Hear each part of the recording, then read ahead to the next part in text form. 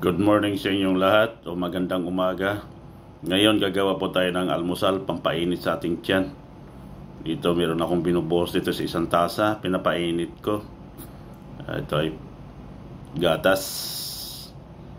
At lalagyan ko siya ng isang kutsaritang kape. Gagawa po tayo ng hot milk coffee. Ito, pakukuluan lang po natin ito.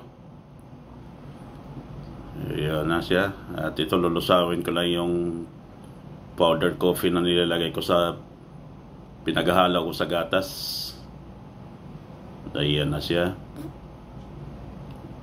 Halo-halo lang. Dandahan lang, baka tumalsik at ay may papasok. Ayan na.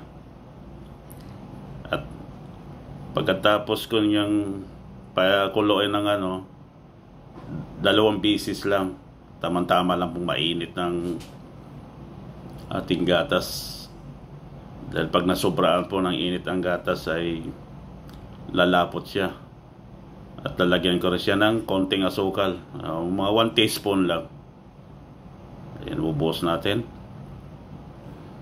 Kaya hayaan po natin siyang kumulo ng ilang minuto para magiging mainit po siyang inumin. Iinom po tayo ng hot milk coffee para sa pampalakas natin. Ayan na siya. Umiinit-init na po at aking hinahalo-halo. Sige lang, halo-halo lang. Ito na po para sa tibay ng ating tiyan. Ayan na siya.